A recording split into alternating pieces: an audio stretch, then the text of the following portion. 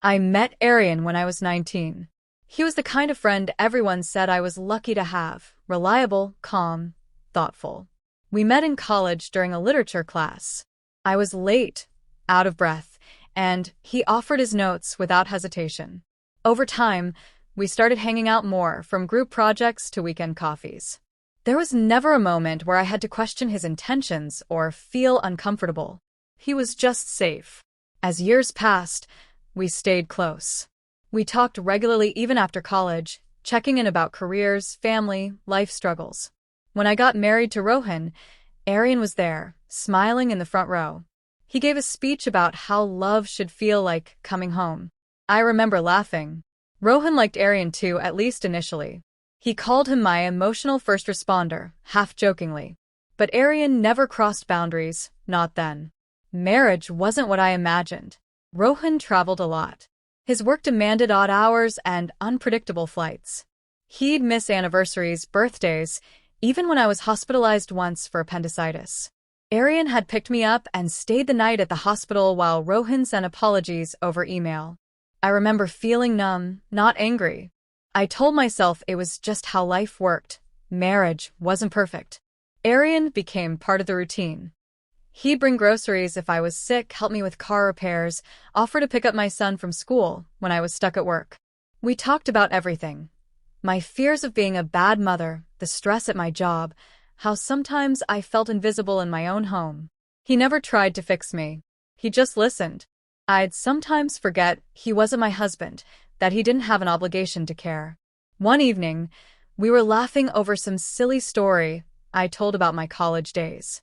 It was raining. The power flickered. He looked at me, really looked, and I felt something shift. It wasn't lust or desire. It was something more dangerous. Comfort. A kind of emotional intimacy I hadn't shared with anyone in years. I pulled back slightly and he noticed. He didn't say anything, but we both knew something had changed. Rohan came home the next morning after a 3-day business trip and didn't ask how I was. He went straight to bed, exhausted.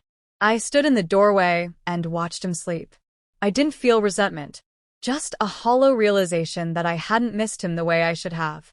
Arian called that night just to check if everything was fine. I told him I was okay. He paused, then quietly said, "You don't sound okay." I wanted to cry, but I didn't. I ended the call quickly. That night, lying beside a man who felt more like a roommate than a partner, I let my thoughts drift, not toward romance, but toward someone who saw me when I no longer saw myself. I began noticing how much I relied on Arian, without thinking. If something went wrong, he was the first person I texted, not Rohan. When I had a good day, it was Arian I wanted to share it with. Our conversations became longer, deeper. We'd talk late into the night about everything: books, regrets, childhood memories. He remembered small things about me that even I had forgotten.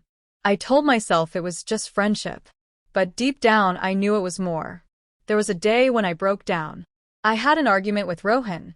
He had forgotten yet another dinner we planned. I called Arian. He listened quietly, then asked if he could come over. I said yes, without hesitation. We sat in silence for a while, and when I finally looked up, he reached out and held my hand. I didn't pull away. My heart was pounding. It wasn't about physical attraction.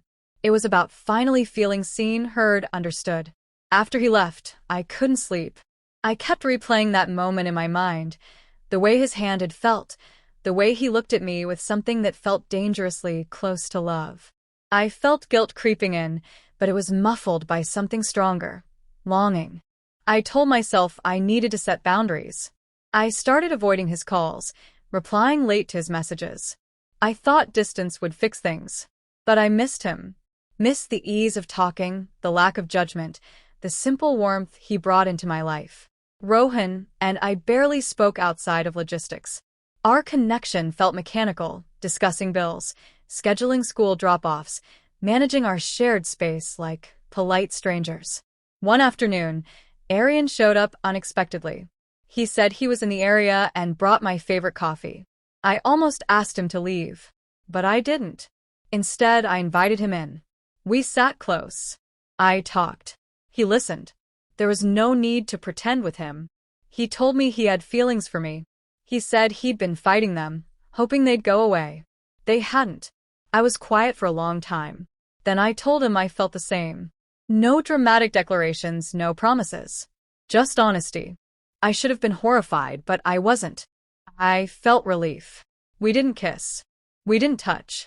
But that conversation crossed a line more intimate than anything physical. Over the next few days, I tried to keep my distance, hoping it would fade. But every time Rohan forgot something or dismissed something I said, I thought of Aryan. I compared. I measured. I kept failing to find reasons to stay emotionally faithful. The day I finally kissed Aryan, it felt inevitable. There was no plan, no rush. It just happened. A quiet moment, years of restraint dissolving. I should have felt panic. Instead, I felt clarity. Not joy, not satisfaction, just the cold awareness that something had changed permanently. And there was no going back. The affair began without ceremony. One moment led into the next, each encounter easier to justify than the last. We told ourselves it was rare, that what we had couldn't be wrong if it felt so natural. It started with texts at odd hours, then hours spent together under innocent pretenses. We found reasons to meet, errands, help with small things, casual lunches. All the while, we were drifting deeper into a space built on secrecy. I started lying.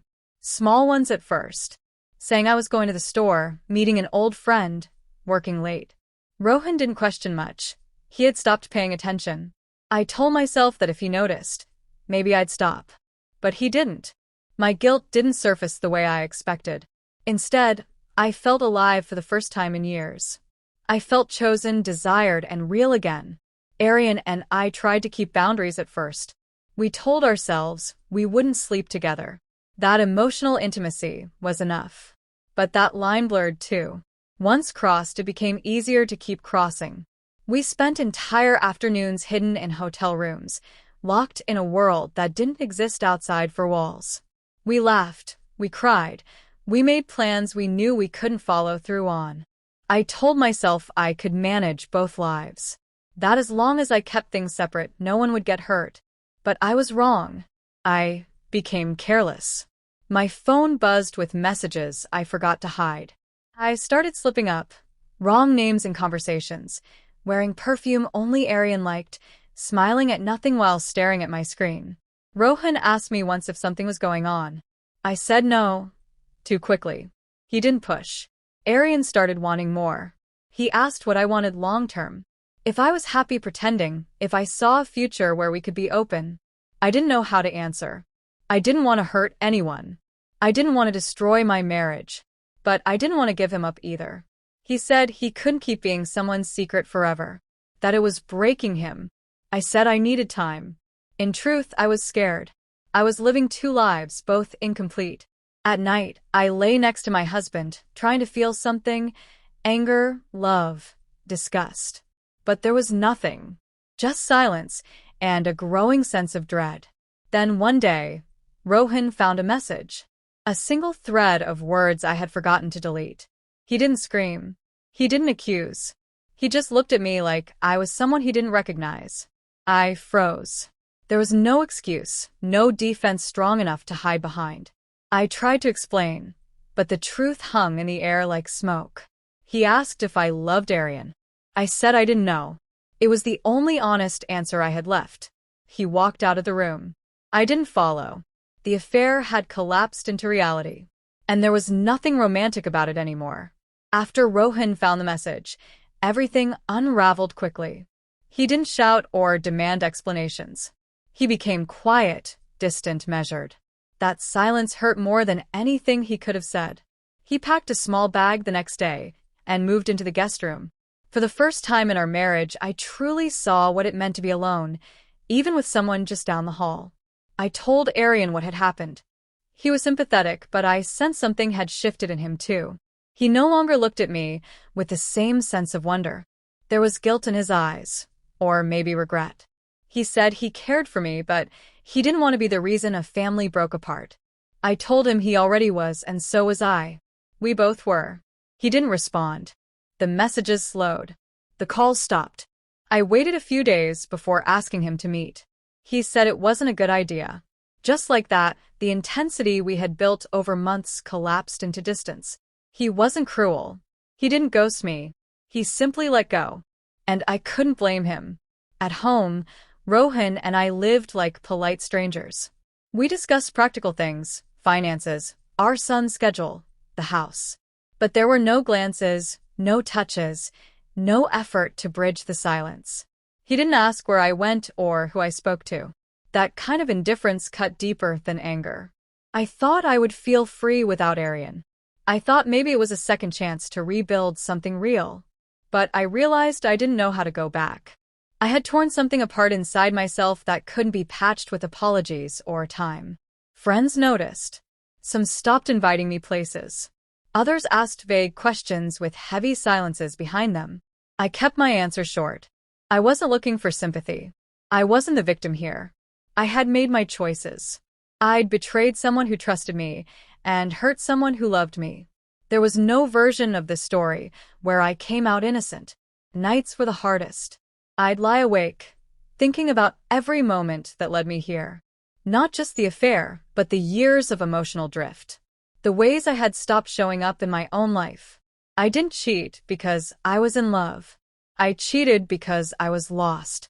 Because I mistook attention for affection, comfort for connection. Eventually, Rohan and I had a real conversation. It was short but honest. He said he didn't know if he could ever trust me again. I said I understood. We both cried, but quietly. Not out of love lost, more out of mourning the version of us that never fully existed. Now I wake up alone. Not just physically, but emotionally. I'm not with Arian. I'm not with Rohan. I'm with the consequences. And I've learned that nothing burns slower than regret. This isn't a love story. It's a lesson about neglect, about temptation, and about how sometimes being seen by the wrong person feels better than being invisible to the right one. Until it doesn't.